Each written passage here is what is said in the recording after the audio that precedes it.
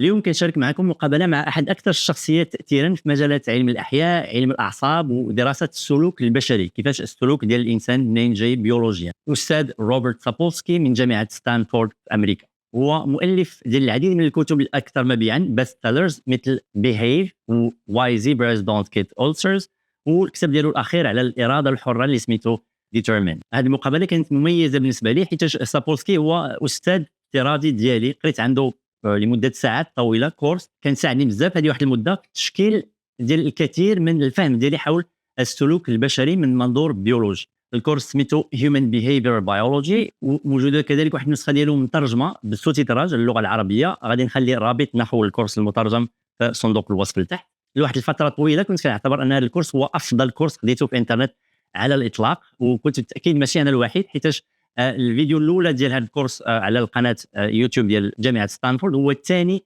اكثر فيديو مشاهده في القناه كامله، وسبقوا في عدد المشاهدات فقط فيديو خطاب ديال ستيف جوبز حفل التخرج في جامعه ستانفورد. في النقاش ديالنا الواسع وصلنا في العمل ديال الاستاذ سابولسكي الرائد مع قرادة البابونز في افريقيا، وكيفاش ان هذه الابحاث سلطت الضوء على جوانب من اصول السلوك البشري، يعني الانسان، التصرفات ديال الانسان، السلوك ديالو منين جايه. غادي نستكشفوا معاه كذلك الميل الفطري ديال البشر نحو القبلية ترايباليزم، يعني كيفاش ان الانسان بشكل طبيعي ولا بشكل فطري كيصنف الانسان الاخر الى حنا مقابل هما، القبيله ديالنا حنا مقابل القبيله ديال الاخرين. وغادي يذكر لنا سابورتي بعض التجارب المخيفه اللي تجرت في هذا المجال هذا. واحد اللحظه غادي يدخل الكلب ديال الاستاذ سابورسكي سميتو صافي، غادي يدخل، غادي يجي، غادي يلعب معاه، وهذا غادي يعطينا فرصه باش نهضروا على الموضوع ديال الحب وعلى الهرمون ديال الاوكسيتوسين. غادي ننتقلوا من بعد الموضوع اللي هو مؤلم، اللي هو الموضوع ديال الصراع الاسرائيلي-الفلسطيني والعدوان على غزه، واللي يعتبر الاستاذ سابولسكي احد اخر بقايا الاستعمار الاوروبي في المنطقه. وغادي يهضر لنا كذلك على كيفاش كيتم تصنيع الفكر القبلي ديال حنا مقابل هما في هذه المنطقه عن طريق التلاعب بالراي العام.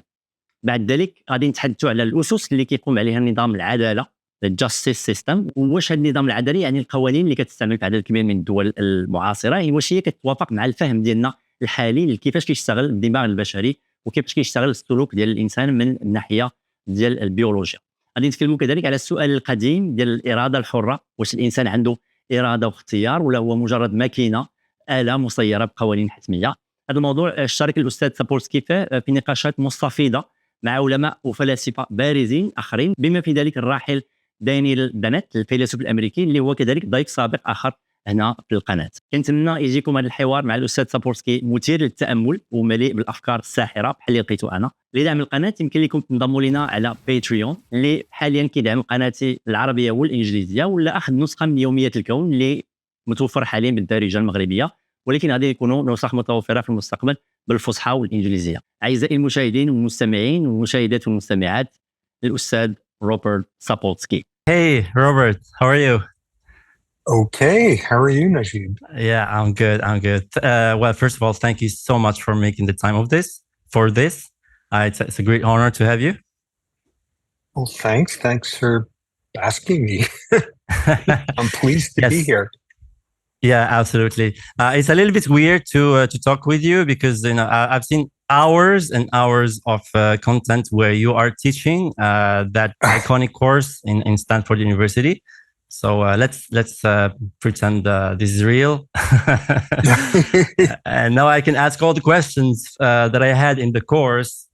Although it was such a good course that you covered such a huge ground. So what an honor to be talking to you, Professor Sapolsky. Well, thanks. Thank you. Or can I call you Robert? Definitely. Please do. Awesome. Yes, let's do that. All right. So first of all, the course. It's one of the most viewed, I think, courses on YouTube. And I really admire not only the breadth of the course, but also the way you tell the story, or the way you teach. So where did that come from? All that. It's a fun class to teach. It's my favorite. Unfortunately, the version that's up on YouTube now is from 2010 something. So a lot of the science is no longer correct or as correct as one would hope for. I don't know, teaching is very fun. That's the class that has no prerequisites. So I'm very happy when, in addition to sort of biology or psychology majors, I get people from the law school or the business school or things like that. So it's got to be a very broad course in terms of background. But it's the last 2 times I've taught it, it was 500 and 600 students in there.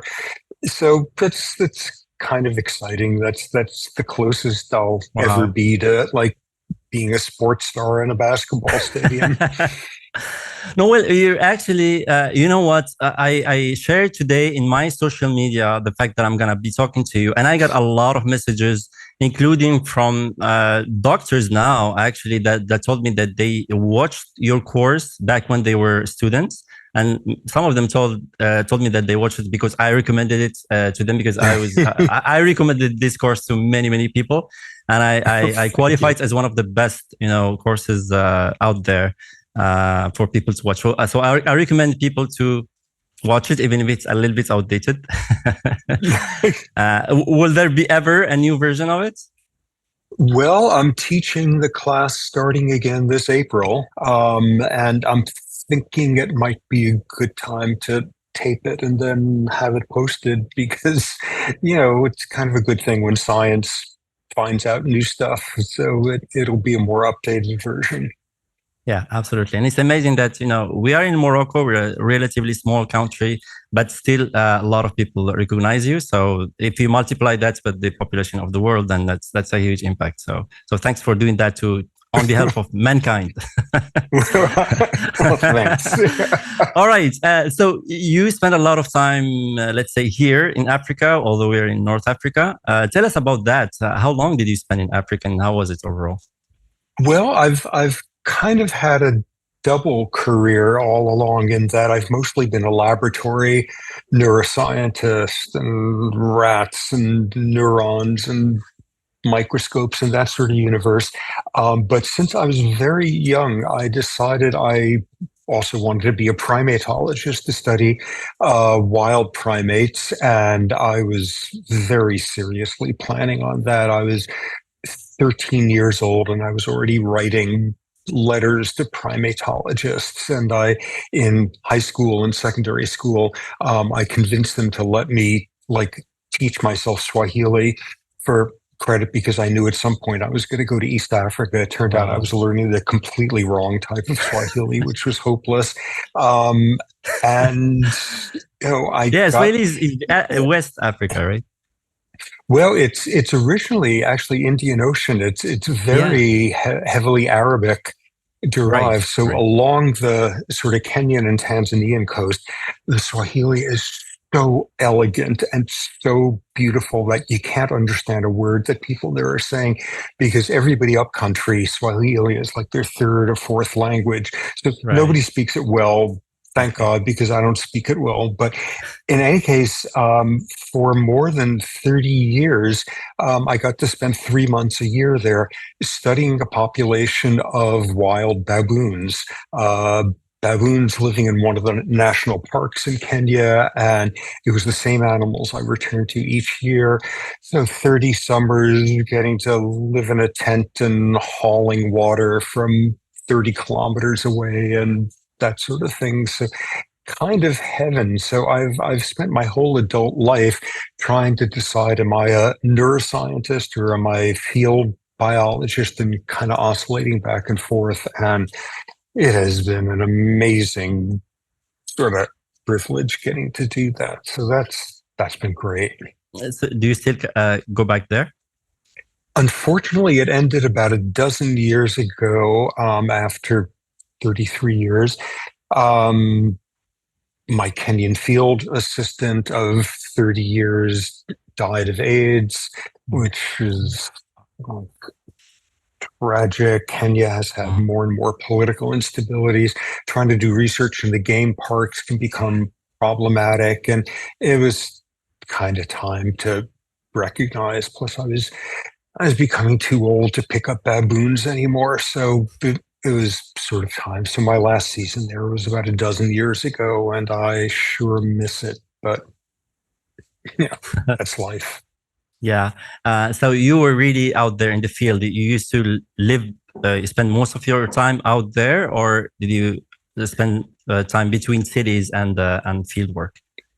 No, I would get there the first day in Nairobi. I'd go pick up my vehicle at a storage. I would go buy about 40 kilos of rice and beans and then drive 8 hours out to my game park. And if things went really well, I would not set foot out of there until the day before I was flying home. It was, living out in the Serengeti. It's a national park. It's like incredibly beautiful. And like for 20 years, I camped underneath the same tree each summer. So it was a place I was very connected to. That is amazing. So it must be very, I don't want to use the word spiritual, but you had that connection with nature over there. It's spectacular. It is so lucky that I've gotten to do that for a big chunk of my life. Mm-hmm. So what are some of the key highlights of things that you learned there, not only about primates, but about us humans, and what makes us human? Well, in terms of the actual research, the thing I've thought about all these years is stress. What stress, what psychological stress, what social stress, what all sorts of types of stress do to health. And what my laboratory focused on for 40 years was what does stress do to the brain? And you can summarize 40 years of work in that it doesn't do good things to the brain. And stress hormones get in there, they disrupt memory, they disrupt your judgment, they disrupt your ability to regulate your emotions. So you do ridiculous, stupid, impulsive things when you're stressed and you regret it forever after, but it seems brilliant at the time. Stress increases the likelihood of clinical depression, of anxiety disorders. So my lab spent years and years studying like on the nuts and bolts level of like molecular biology and neurons. What are stress hormones doing to neurons? Can you stick genes in there to make neurons more resistant to stress? All of that.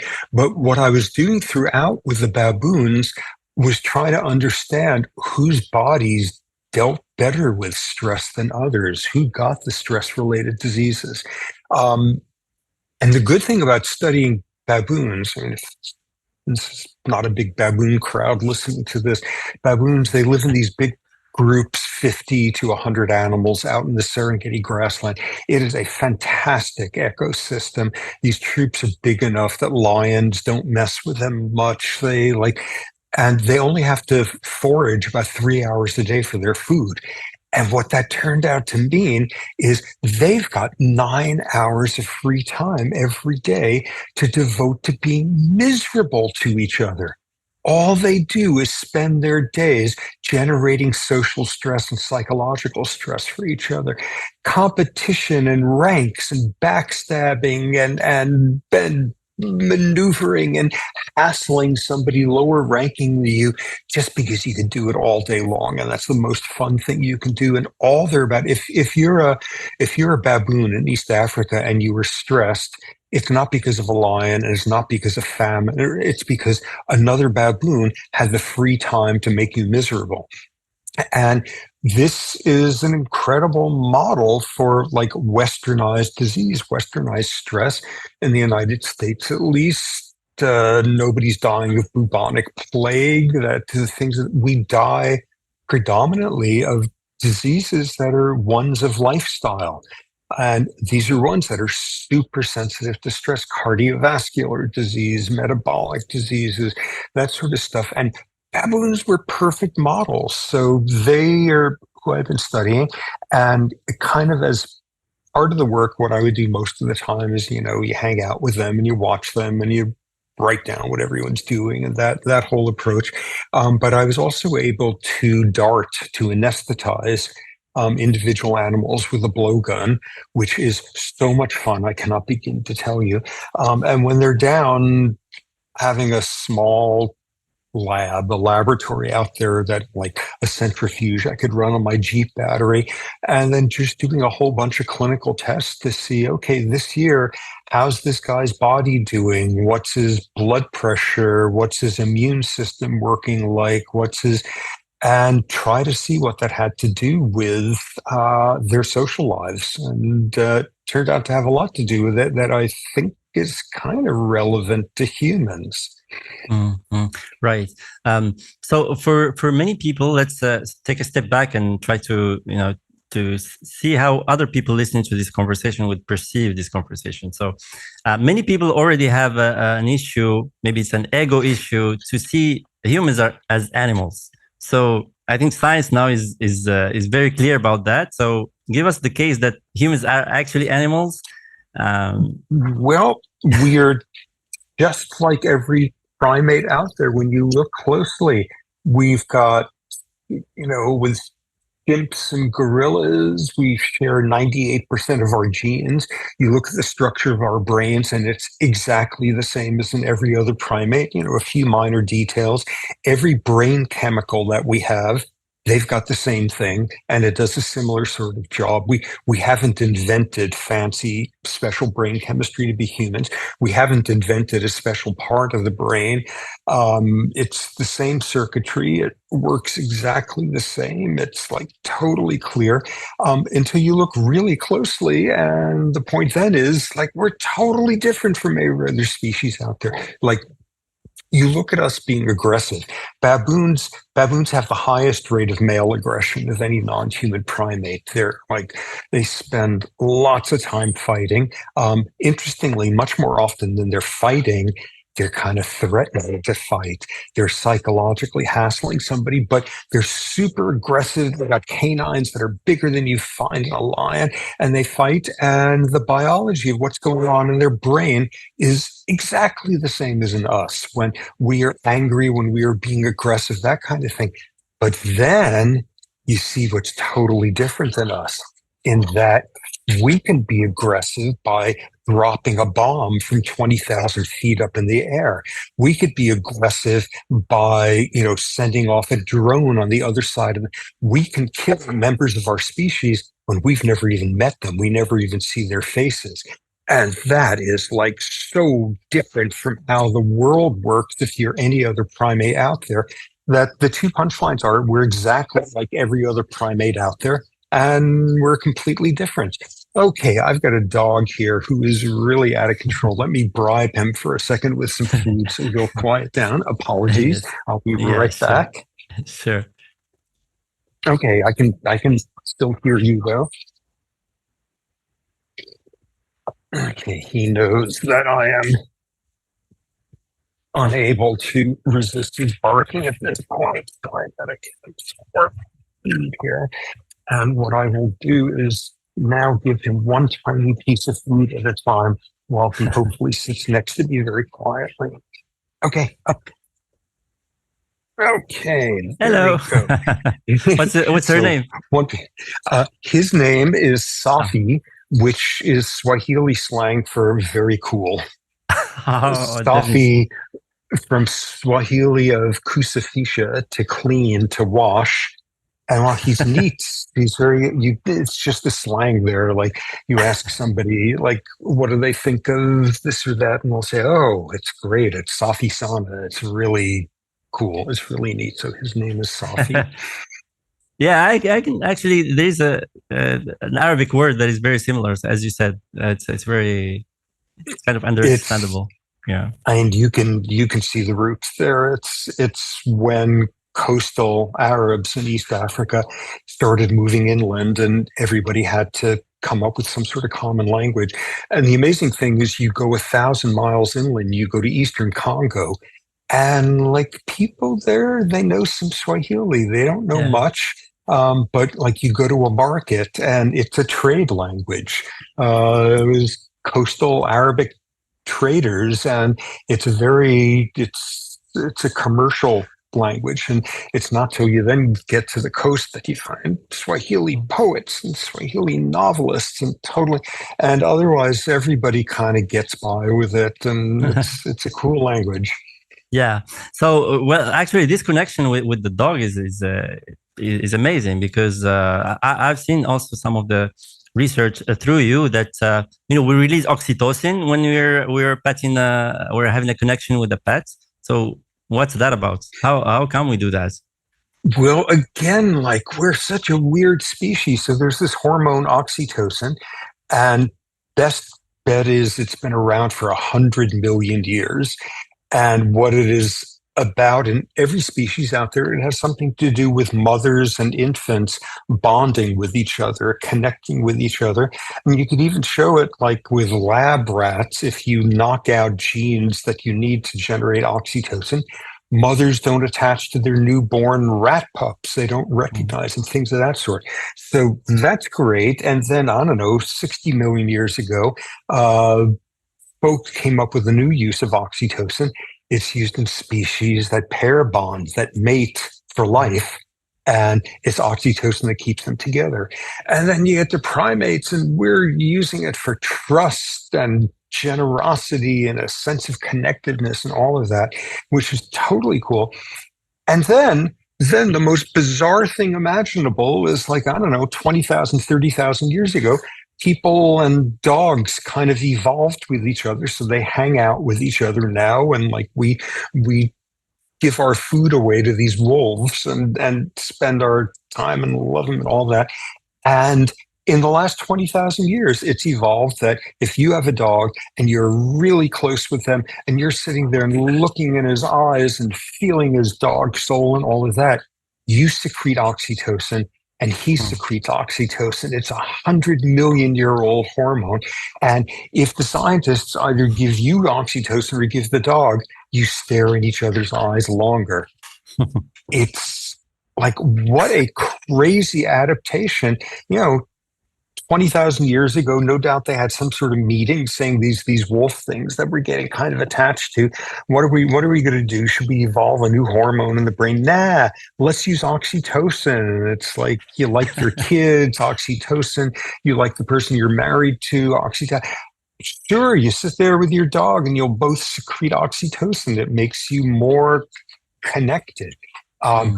Here's a really interesting thing, though, about oxytocin.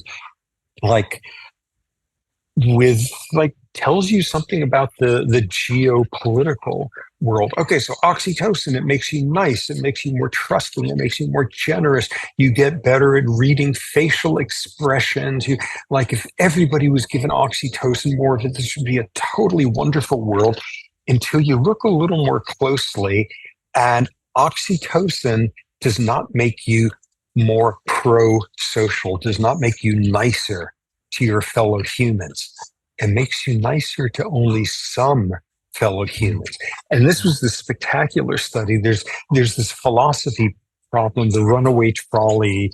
A train has broken from its tracks. It's out of control. It's going to hit and kill 5 people. Is it okay to push one innocent person on the track to they get killed, but you save 5 other people? Can you kill? And like, philosophers have been dealing with this one forever.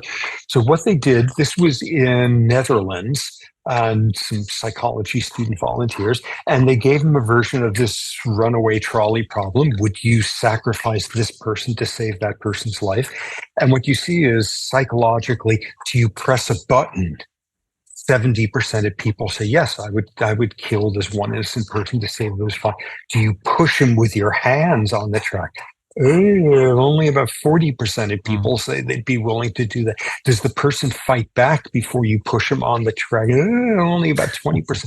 So it's the exact same situation, but people give very different answers because of the emotional stuff. So they introduced emotion in a very interesting way in here. So here's this person. Do you kill him to save 5 other people? And they gave a name. They gave a name to the person. And in a third of the cases, they gave the name of like some typical person from the Netherlands, Dirk or Peter or something like that. And the rest of the time, they gave the person a name from one of 2 cultures that people in the Netherlands have strong unconscious hostility towards, either German names from World War II or Muslim names. showing sort of the European frenzy about that. You're sitting there now, and like you ask somebody, well, you got to save Dirk's life, and the next person, you got to save Wolfgang's life, and you got to save Ahmad's life, or whatever. And, it doesn't have much effect. Give people oxytocin and they don't know it.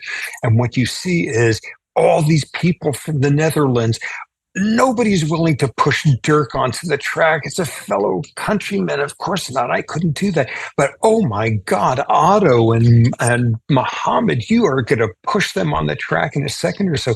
Whoa, oxytocin doesn't make you nicer. It makes you nicer to people who already count as an us.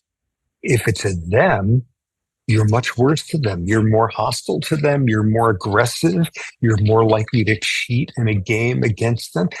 Oxytocin isn't about good feelings. It's about making your tribal connectiveness stronger. And whoa, is that an interesting, different way for a hormone to be working? Wow. and so it's amplifying already the tribalism intuitions or the preset behavior that we have deep in us. Exactly, which means that in our brains, there is this split in there, like as big as like the split between continents or other, that our brains make really fast and unconsciously and all of that between is this person one of us or are they not?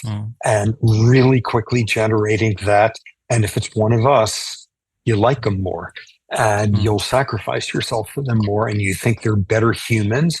And when they do something awful, it's, they're just tired, they're stressed. Whereas if it's one of them that does something awful, it's, what can I say? This is what they're like. They've always been this way. They'll always be this way. And wow, our brains have a split line in there. By the time kids are 10 months old, they're already beginning to do this.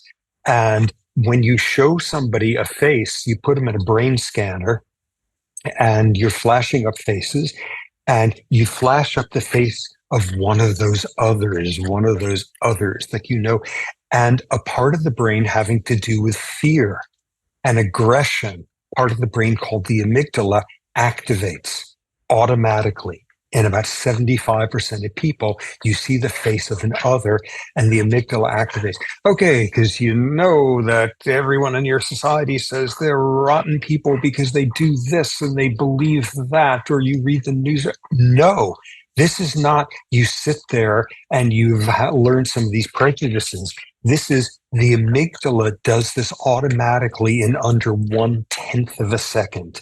You do not even consciously know yet who you're looking at, and already this part of the brain that's about worrying and aggression, and maybe I should do something preemptive.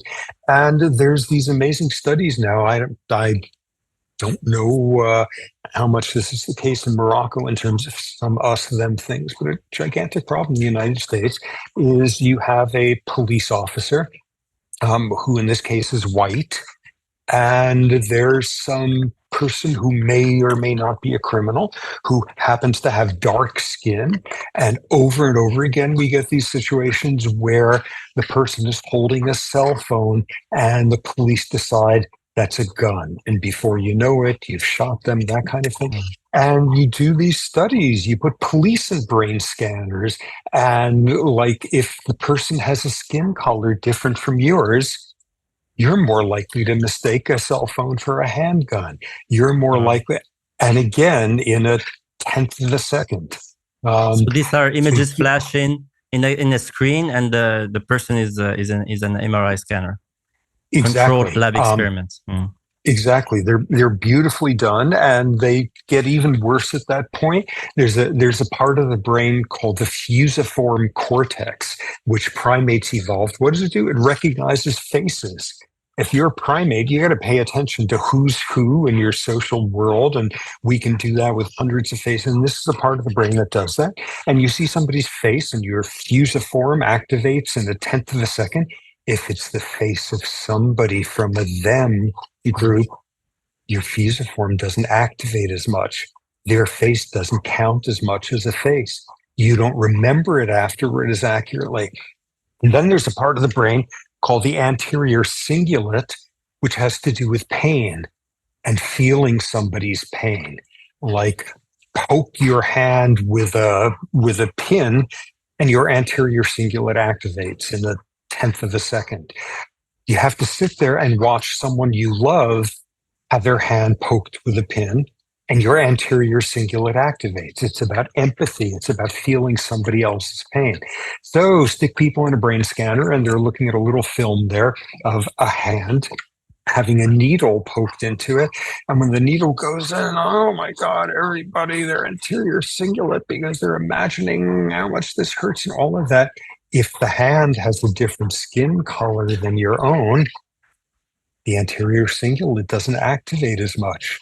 So it depends whose face, whose pain, whose skin color, all of that. Whoa, we are as tribal as baboons, but we just have it show up in really different ways than your average other primate out there. So this must have had the adaptive advantages for our ancestors. I suppose this us versus them, right? So there's a reason why we have that. Sure, and it's the psychologists have this term for it, a heuristic. It's a rule that you have in your head which you apply automatically really fast because it's efficient. It makes things easier.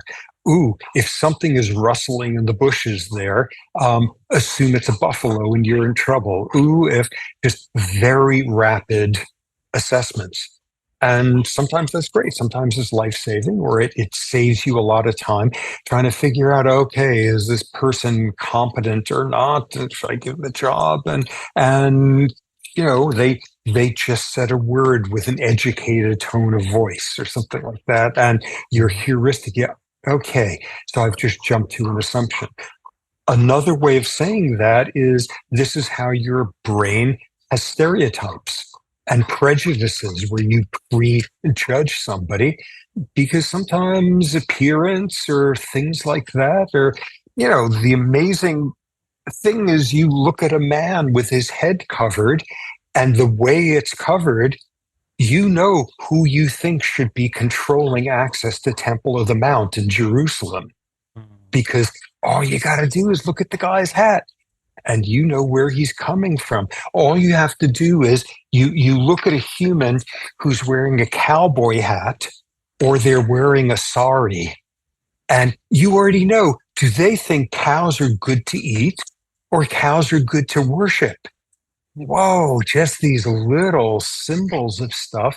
And it's efficient. It saves you time until it turns out that you're being prejudiced and like you're judging somebody in a tenth of a second by stuff like skin color and like all these other signals here, or what kind of accent or what foods they eat and thus what their body smells like and like all of that stuff. And yeah, it's just automatic because it could be very efficient to do that. And it could be a total disaster. So it has been, yes, sorry, go ahead. Yeah, no, go ahead. No, it has been adapted to us when back in the times through the millions or hundreds of thousands of years where we were living in a completely different lifestyle. But today, in today's world, things have changed. And what do we do with this? Should we be more aware of our biases? Yeah. Oh, completely. The one good thing with that is, I think I said, in the United States, you take white volunteers and you stick them in the brain scanner, and like you show them the face of an African-American man, and like 75% of people, their amygdalas will activate. You say, oh my God, that's the most depressing thing I've ever heard of. This is hopeless. Then you say, hey, what's up with the 25% of people where that doesn't happen? And you check out their histories, and they grew up in a neighborhood that was racially mixed. They had a romantic relationship with somebody of a different race at some point or other like that. Okay, so good long-term experience could change stuff like that. But even better, this is like the greatest study on earth. You put a person in the brain scanner and they're a crazy football fan. Like they have their home team that they hate, and they've got the enemy team who are sleeping with Satan as far as they're concerned, and all of that. So now you're flashing up pictures of different faces, and each one is wearing a cap with the logo of either your football team or theirs, the other side, and your brain doesn't care anymore about their skin color. All it cares about is which symbol they're carrying there. And in a tenth of a second, they flash up a face wearing the symbol of the other. And 5 minutes ago, you were doing the same study. And if the skin color was different, it activated. And now, boom, all it takes is something like that. And it's a completely whoa, so totally depressing. We break the world into us and them, but either very good news or very bad news. It's easy to manipulate us as to who counts as an us or a them. And sometimes we could be manipulated in a second. And, every good dictator, what they know how to do is how to make the thems that everybody hates seem so different and so that they hardly even count as human. They're like vermin, they're like cockroaches, they're like rodents, they're like cancers, they're all of that they're so different that like you look at their face and your brain doesn't process it as a face anymore. And you do that and you're a dictator who has a whole bunch of people who are happy to go out and kill them because they don't even count as the same species as you.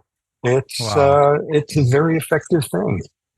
Right, but at the same time, so it's there is this aspect of manipulation and humanizing a population. But the fact that you can change this us versus them, the fact that it's very dynamic and flexible, can give us some hope, at least, that maybe someday we can overcome many of these interlockings between different populations.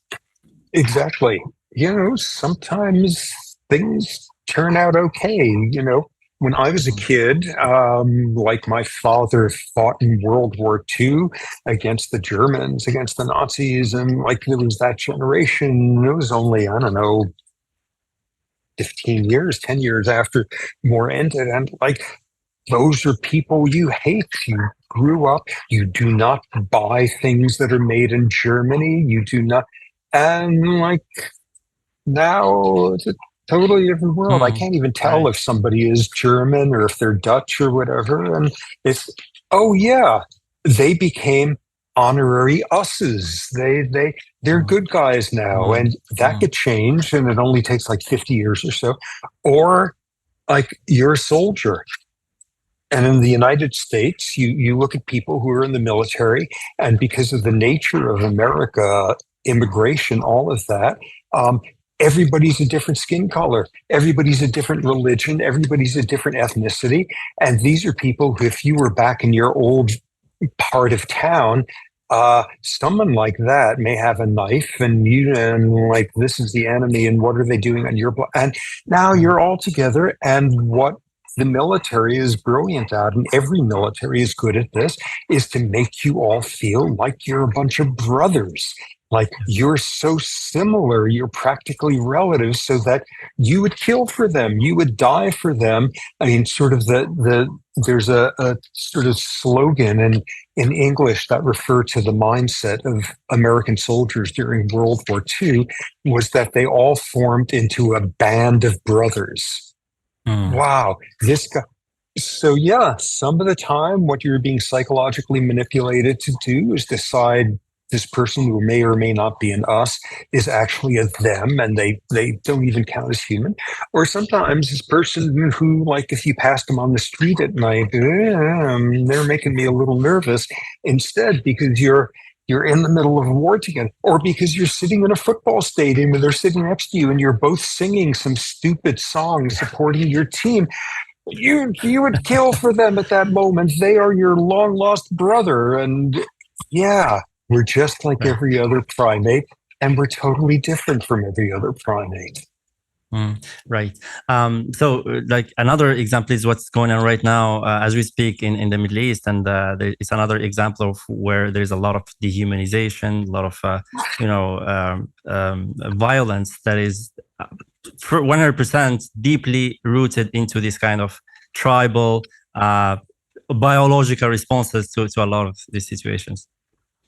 And it is like so bad and so heartbreaking and such a mess.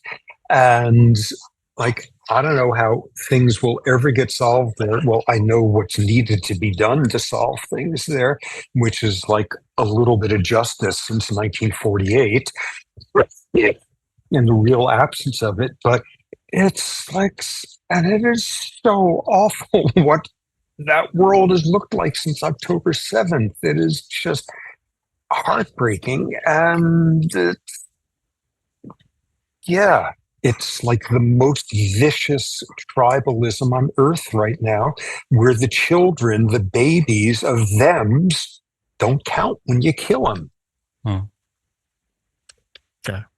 So well, at least there is hope from what you just said, in the sense that we are, as humans, we are at least through a generation or two, there is hope for things to change. But hopefully the right people there will do the right things to implement this change. Well, I'm not very hopeful today, especially with the person who's deciding how many bombs to drop on which hospital or which refugee camp in South Gaza.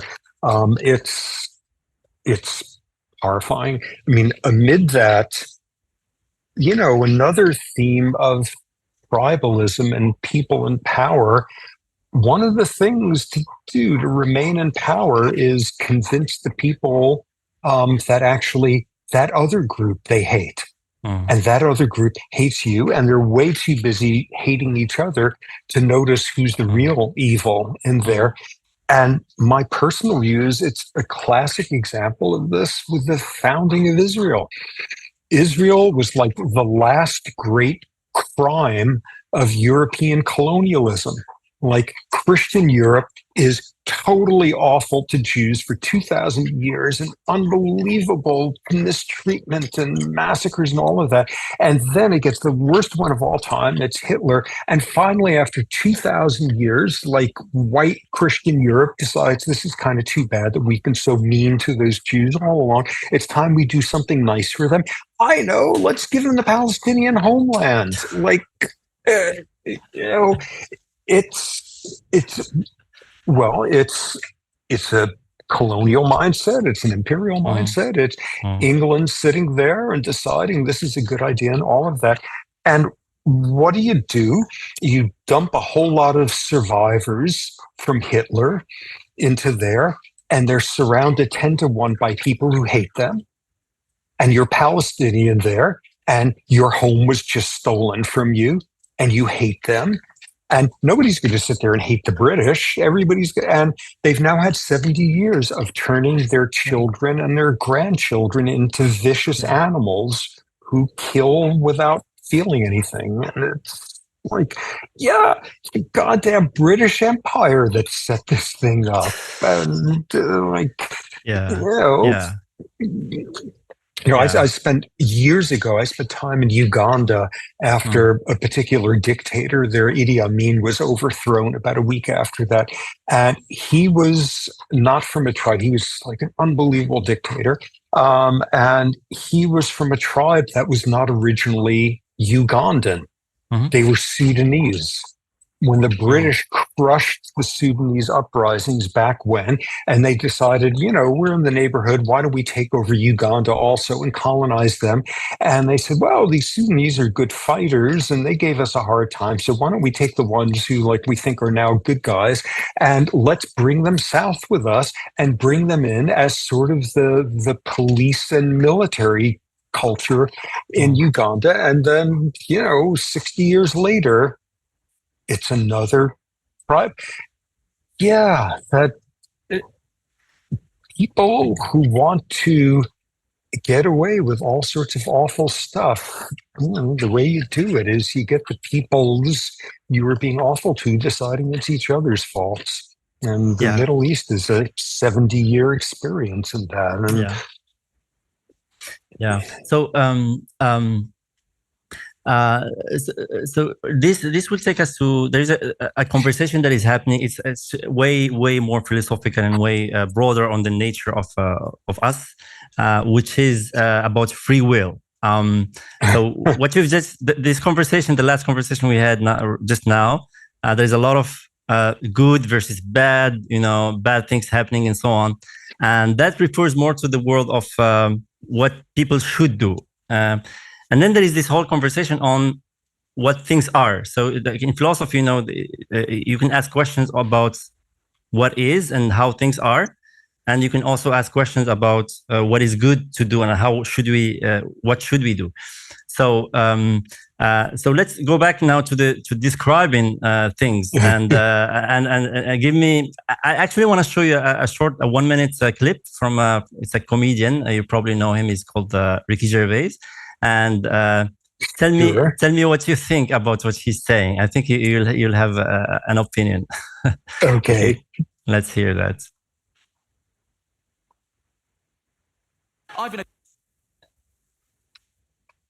Okay. Okay. Really wonderful comedian. It's so funny. It's so funny. But I bet, my friend, that when you look at this, you laugh, but you will also think it's nonsense. So what do you think? I think it's nonsense. Your friend is right. You look at people who study the brain and where behavior comes from and all of that, and most like brain scientists think people have much less free will than your average person on the street believes. I happen to have the very, very extreme view that we have no free will whatsoever, that free will is completely a myth. And I published a new book about 4 months ago where I try to convince people of this. Its title is Determined: A Science of Life Without Free Will. And everybody hates it because, like I'm saying, there's no free will whatsoever. All we are is the biology that we had no control over and its interactions with environment that we had no control over. All we are in any given second is what every second that came before turned us into the sort of person that we are. So at the moment you're either like what the comedian was saying, taking a big bowl of rice pudding and eating it, or holding a gun at another person and shooting at them, that event that happens is conditioned by the whole past. And I've seen you explain that in a very eloquent way, describing the different time frames that have affected that moment. So if you can walk us through those different time frames. Okay, somebody does something, they shoot an innocent person, or they have another spoonful of the rice pudding when they know that they shouldn't. And we say, oh, why did we do that? Why did that person just carry out that behavior? And it's a whole hierarchy of answers. What was going on in that person's brain 1 second ago? What parts of the brain activated? What parts went silent? Also that. But you're also asking, what was going on in that person's environment, their sensory stimuli in the previous minutes or so? Were they scared? Were they stressed? Were they tired? Were they hungry? Were they excited about something? Did they have a stomach ache? Because that sensory stuff is going to change the way your brain was working. But you're also asking, what about my hormone levels this morning when I was having breakfast? Because those hormones are going to have been changing how sensitive your brain is to this or that thing in the environment. And then you're saying, okay, in the past year or 10 years, did this person have a trauma? Did they find love? Did they find God or what? Because it's crazy, but it changes the structure of your brain. Experience will do that and can do it massively. And then before you know it, you got to say, well, what was life like for this person when they were a teenager, when they were a kid, when they were a fetus? What genes do they have? And perhaps most surprisingly to lots of people, what kind of culture did their ancestors invent 500 years ago? Culture, what does that have to do? Like, were your great-great-great-great-grandparents, were they like sheep herders or were they farmers? Because within minutes of birth, you were being mothered by your mother in a way that reflects what culture she was brought up into. And so, like, why did that person just do that from what happened a second ago to 100 million years ago when we evolved and all that, and everything in between? And when you look at how that works, when you look at the fact that, say, if you're interested in what genes have to do with behavior, you're talking about what has been going on for millions of years while you evolve those genes. And at the same time, you're talking about what your life was like when you were a fetus in the womb, because that's when all sorts of genes were being set up in your brain to be active or inactive for every after. And you're talking about what was going on this morning when genes were telling this or that part of your brain to make this or that protein. And when you look at, all these pieces merge together into one, there's absolutely no room in there to fit in what people's everyday senses of free will, which is your brain does something completely independent of your history. You could just do something that was not caused by anything. And, people have been arguing about free will for like thousands of years, all of that, but you put it in a scientific framework, and there is no mechanism by which a neuron in your brain or part of your brain or your whole brain can do something where it doesn't matter what its genes are, and it doesn't matter what your childhood was, and it doesn't matter if your shoes are too tight right now, and it doesn't matter anything in between of your brain being completely independent of its history. You can't. It doesn't work that way. There's no means by which that could work, and what it winds up meaning is we got no free will. Yes. So from what I've recollected from this conversation, and I've listened to various points of views, it seems that there's very few people that argue against what you're saying itself. I don't think there's I haven't seen like serious voices saying that there is a homunculus inside of Robert and inside of Najib that is controlling, from inside what we do. I think everyone accepts, at least in the science community, that we are determined in the sense that our actions are determined by the past.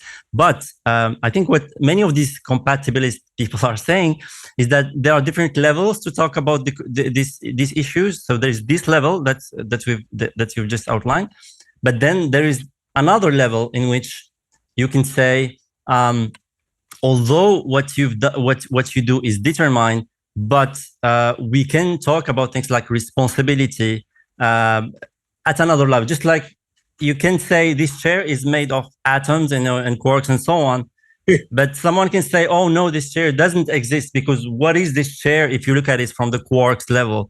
But then we can also talk about the chair and pushing the chair and rotating the chair. So maybe this is another way to talk about free will as a concept that is useful to talk about responsibility and things like that. Except that thinking only at, say, that responsibility level makes the world, when you think about it, a terrible place. Okay. Because we are completely okay that some people are treated way better than average for reasons they had nothing to do with, that they weren't responsible for. And some people are treated way worse than average for reasons and we decide like this is okay. And it's not okay. And the reason why people hold on to a sense of free will is, you make decisions, you make choices, you stand there and you got to choose between this type of food or that type of food in a restaurant, or you got to choose between shooting this person or not shooting them. And you form an intent, you form a conscious intent. This is what I'm going to do. And you know why you think you're going to do that. And you know that if you do that, here's what's likely to happen. And most importantly, You know that nobody's forcing you. You have other options available to you. So there's intent. You understand the consequences. You know there's alternatives, all of that. And when we do something like that in a situation, it feels so much like, well, yeah, I just made a decision. I just formed a choice, that I formed an intent, and this is what it did, what I did. And it feels so real. And at least in the United States, the criminal justice system runs entirely on that. If the person knew what they were doing and knew the likely consequence and knew that they didn't have to do it, that's it. They're responsible and they're guilty and all of that. And from where I come from, that has nothing to do with free will and like amazing science looking at what's going on in the 2 seconds when your brain is making a decision. It's totally cool science, but it has nothing to do with free will, because it's not asking the only question you can ask at that point, which is, oh, so how did you turn out to be the sort of person who would have that intent? How would you be the sort of person who would be in this spot, in this situation, with the gun or not, or with the money in a restaurant to order food or not, or how did you turn out to be a person who would form that intent? And when you look at, intent, that's when I feel like I am the captain of my fate and I'm exercising free will. Where did that intent come from? How did you turn out to be this sort of person because of what went on a second ago and a minute ago and an hour and 1,000,000 years ago and everything in between? And if all you're looking at is intent, that's like asking somebody, like, is it a good book to read or not? And they have an opinion, and all they've read is the last sentence of the book. That makes no sense. That's terrible. Yeah. So we are almost running out of time. Can I ask you one last question, actually related to this? And then, if you have, can you afford 5 more minutes for a last question? All right. So just related to this, and you're talking about the justice system, and I have seen you talk about, things that are broken in the justice system, actually from 2 angles. The first one is decisions that the judge take that are completely sometimes arbitrary or based on silly things like are they hungry or did they have lunch yet or not? And the second one is this more fundamental philosophical question about the nature, about free will, what you've just saying. So tell us about these 2 things. The first one, the first one is like when we make a decision, we think we're being rational. We have no idea what's going on underneath the surface, and there's all sorts of things. Psychology studies where you're deciding, you're looking at somebody's like educational history and job history, and you're pretending to decide who you're going to give a job to. And you look at the exact same,